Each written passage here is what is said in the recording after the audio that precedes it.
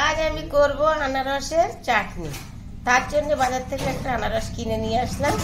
এবার আনারসটা ছিলে মূল পর্ব রান্নায় যাব। এইভাবে আনারসটা পুরো খোসাটা ছাড়িয়ে নিলাম। এবার আনারসটা সম্পূর্ণ খোসা ছাড়িয়ে নিয়েছি। এবার একটাই ছুরির সাহায্যে এইভাবে আমি চোখগুলো সব তুলে নেব। এইভাবে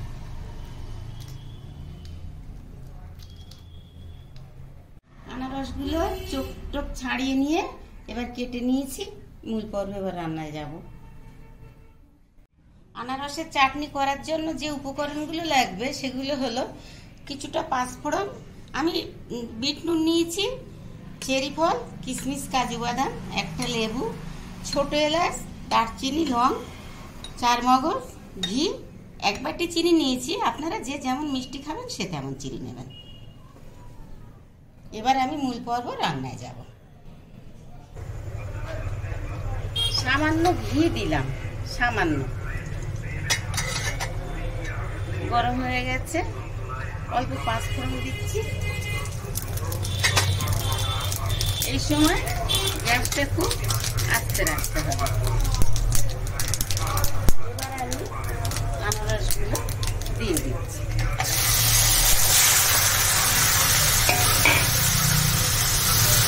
একটু নেড়ে করে নেব।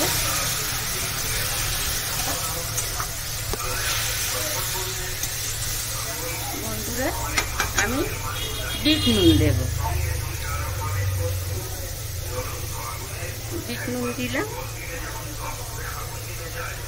স্বাদ মতো দিলাম। এবার নেড়ে চেড়ে আমি ঢাকা দিয়ে রাখবো। একটু সিদ্ধ হতে দেব। ঢাকা দিয়ে একটু সিদ্ধ হওয়ার জন্য ঢাকা। বন্ধুরা, আমি 3 থেকে 4 মিনিট পরে ফিরে এলাম। এর থেকে যে রসটা বার হয়েছিল সেটা শুকনো হয়ে গেছে। এবার আমি জল দিয়ে দেব।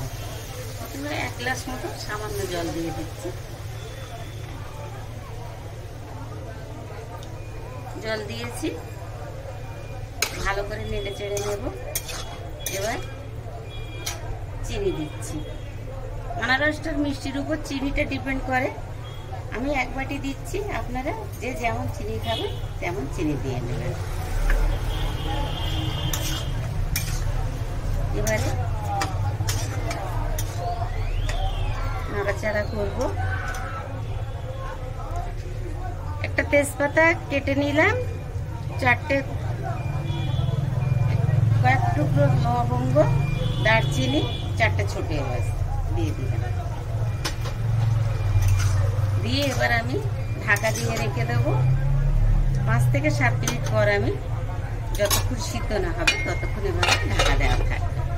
বন্ধুরা, ঢাকনা খুলে একবার ভালো করে একটু নেড়ে দিচ্ছি।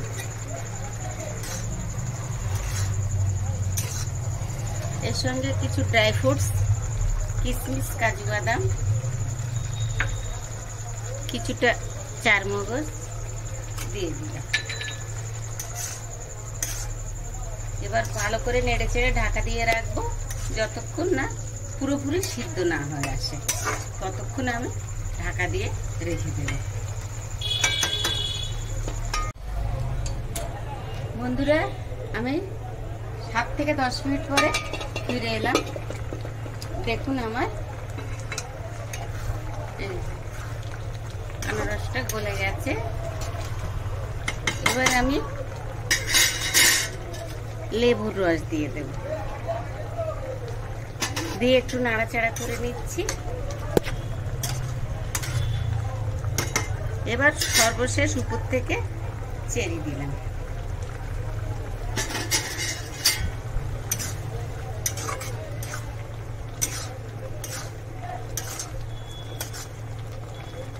মিনিট 2 মতো আমি ঢাকাটা চাপা দিয়ে রাখবো।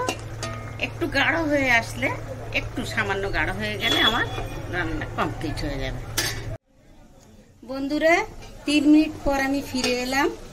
আমার আনারসের চাটনি কমপ্লিট। দেখুন কত সুন্দর হয়েছে। এবার রেডি টু সার্ভ। আমার এই রেসিপিটা যদি ভালো লেগে থাকে আমার চ্যানেলটাকে সাবস্ক্রাইব করবেন, লাইক শেয়ার ও কমেন্ট করতে ভুলবেন না।